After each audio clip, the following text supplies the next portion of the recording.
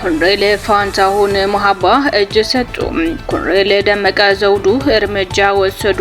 እርምጃውን ውጥረት ፈጥሯል። ጠቅላይ ሚኒስትር አብይ አህመድ ትናንት ጠዋት ጅቡቲ ገብተው ስለ ሎጂስቲክና የጋራ ብልጽግና ሲናገሩ ከጀርባው ያለው እውነት ግን ከወትሮ የተለየና እጅግ አደገኛ የሆነ የጂኦፖለቲካዊ ሴራን የመፍታት ፈተና እንደሆነ ታውቋል። ኢትዮጵያ በሚቀጥሉት 10 ዓመታት ውስጥ ከኒኩለር ኃይል ኢነርጂ ማመንጨት እንደምትጀምር ተገለጸ። እነዚህንና ሌሎች አዳዲስ መረጃዎች ይዘናል። እስከ ፍጻሜ ድረስ አብራችሁ እንድትቆዩ እንጋብዛለን።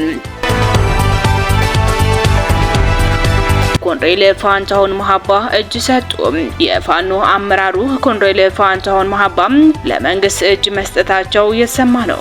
የፋኖ አማጺ ኃይሎች ከሻዕቢያና ከህወሓት ጋር ግንኙነት መፍጠራቸው የፋኖን ቡድንን እየሰነጣጠቀ ይገኛል። የፋኖ አመራሩ ኮሎኔል ፋንታሁን መሀባ ለመንግስት እጅ መስጠታቸው እየተሰማ ሲሆን እጅ የሰጡበት ምክንያት አንዱ የፋኖ ኃይሎች ከሻዕቢያና ከህወሓት ጋር ግንኙነት በመፍጠራቸው በተፈጠረ መሰነጣጠቅ ምክንያት መሆኑን ታውቋል።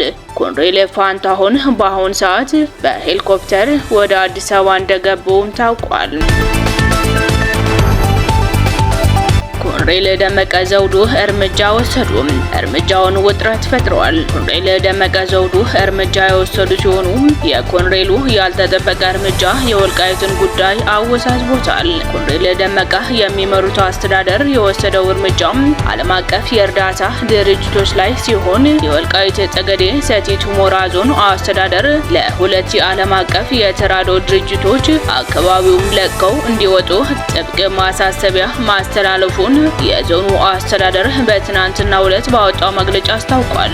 የዞኑ አስተዳደር ይህንን ውሳኔ ለማስተላለፍ የተገደደው የተራድኦ ድርጅቶች ስራ ከጀመሩት ጊዜ አንስቶ በሚያደርጋቸው ስብሰባዎችና ስልጠናዎች እና ልዩ ልዩ ተግባራት ከግብረ ሰናይ እንቅስቃሴና ሰብአዊ ድጋፍ አገልግሎት በሚጻረር መልኩ የዓለም አቀፍና የኢትዮጵያን ሕጎችን በመጣስ ለህወሓት ፖለቲካዊ ወገንተኝነት ሲያሳዩና ህገወጥ እንቅስቃሴ ሲያደርጉ በመገኘታቸው ነው ብሏል። ወልቃይትና አካባቢው ለቀው እንዲወጡ ማሳሰቢያ የተሰጣቸው ሁለት የተራድኦ ድርጅቶች ኤንአርሲና አይኤምሲ ሲሆኑ ከዚህ ውሳኔ ቀደም ብሎ ተደጋጋሚ ማስጠንቀቂያ ተሰጥቷቸው እንደነበር የወልቃይት ጠገዴ ሰቲት ሁመራ ዞን አስተዳደር ባወጣው መግለጫ አያይዞ ገልጿል። በህገወጥ ተግባራት በመሰማራታቸው ከአካባቢው እንዲወጡ ውሳኔ የተላለፈባቸው የተራድኦ ድርጅቶች በማህበረሰቡ ዘንድ ቅሬታን የሚፈጥሩና ሌሎች የግብረ ሰናይ ድርጅቶች በጥርጣሬ እንዲታዩ የሚያደርጉ ህገወጥ ድርጊቶችን ሲፈጽሙ የቆዩ ሲሆኑ ከዚህ ድርጊታቸው እንዲታቀቡ የተሰጣቸውን ተደጋጋሚ ማስጠንቀቂያ ተፈጻሚ ባለማድረጋቸው ከአካባቢው እንዲወጡ ውሳኔ ለማስተላለፍ ተገድጃለሁ ሲል የዞኑ መንግስት በመግለጫው ላይ አስታውቋል። ከወልቃይት ጠገዴ ለቀው እንዲወጡ ውሳኔ የተላለፈባቸው ሁለት የተራድኦ ድርጅቶች ከተቋቋሙለት ለሰብአዊ ድጋፍ ዓላማ በተቃራኒ ወልቃይት ጠገዴ ለዘመናት ሲያደርግ የኖረው የነጻነት ተጋድሎና በብዙ መስዋዕት ያገኘውን ነጻነት ለማስጠበቅ የሚያደርገውን ትግል እንደ አፈናቃይ አድርገው ሲገልጹ ቆይተዋል ሲሉ ዞን ገልጿል።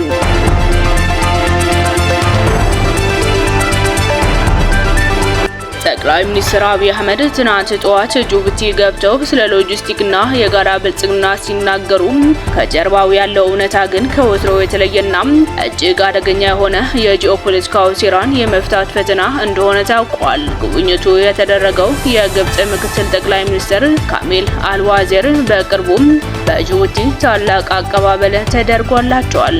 ዶራል ኮንቴነር ተርሚናል ጨምሮ በወደብ ልማት፣ በፀሐይ ኃይልና በሎጂስቲክ ዙሪያ ሶስት ወሳኝ ስምምነቶች ከፈረሙ በኋላ መሆኑን ጉዳዩ ይበልጥ አነጋጋሪ አድርጎታል። በአንጻሩ ደግሞ በጅቡቲ አየር ማረፊያ ላይ የኢትዮጵያ መሪና የጅቡቲ መሪ ሲገናኙ ፊታቸው ላይ በግልጽ የሚታየው የቅሬታ ስሜት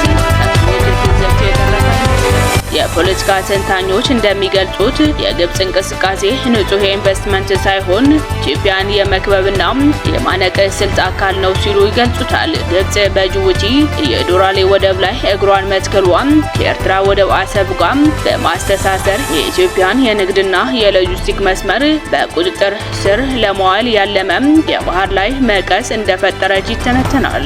ሪፖርተሮች እንደሚያመላክቱት የኢትዮጵያን የደህንነት መስሪያ ኃላፊ ሬድዋን ሁሴን ከቀናት በፊት ጅቡቲን ጎብኝተው ስለዚህም ጉዳይ ማረጋገጫ ቢጠይቁም ጅቡቲ ግን ፊቷን ወደ ግብጽ ማዞር መርጣለች። ይህ አካሄድ ጅቡቲ ከዚህ ቀደም በ1977ቱ ጦርነትና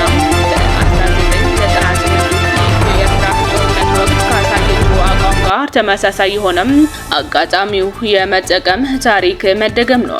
በአጠቃላይ የአቢና ልዑካቸውን የሎጂስቲክ ውይይት መግለጫ ከጀርባው ያለው የግብጽ ጅቡቲ ወታደራዊና ኢኮኖሚያዊ ሴራ ለመስበር የሚደረግ የሞት ሽረት ትግል ሽፋን መሆኑ የአሁኑን ሁኔታ ያመላክታል። ኢትዮጵያ አሁን ካለችበት የተከበበች ሀገር ስጋት ለመውጣት እንደ ጅቡቲ ያሉ ተለዋዋጭ ወዳጆችን ከመታመን ይልቅ የራስዋን አማራጭ ወደብ የማረጋገጥ አስፈላጊነት ከመጪው ጊዜ በላይ ጎልቶ ታይቷል።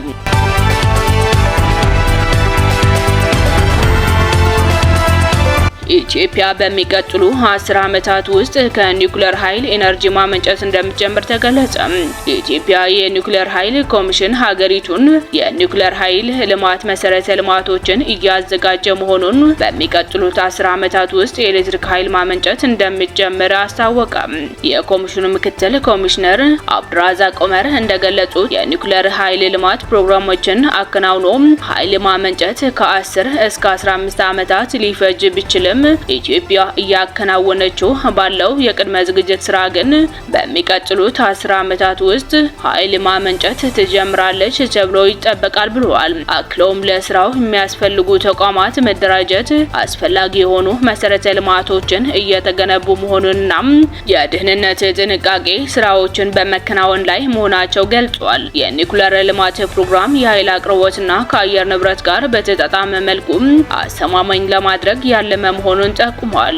ቀደም ሲል ጠቅላይ ሚኒስትር አብይ አህመድ የኢትዮጵያ ህዳሴ ግድብ ምረቃ ስነ ስርዓት ወቅት የኢትዮጵያ የኒውክሌር ኃይል ልማት ፕሮግራም እንደሚጀምር ማስታወቃቸው የሚታወስ ሲሆን ይህንን ተከትሎ የሚኒስትሮች ምክር ቤት ጥቅምት 14 ቀን 2018 ዓ.ም የኢትዮጵያ የኒውክሌር ኃይል ኮሚሽን እንዲቋቋም ዞንና የሚመራበት አዋጅ ይፋ ማድረጉን አይዘነጋም።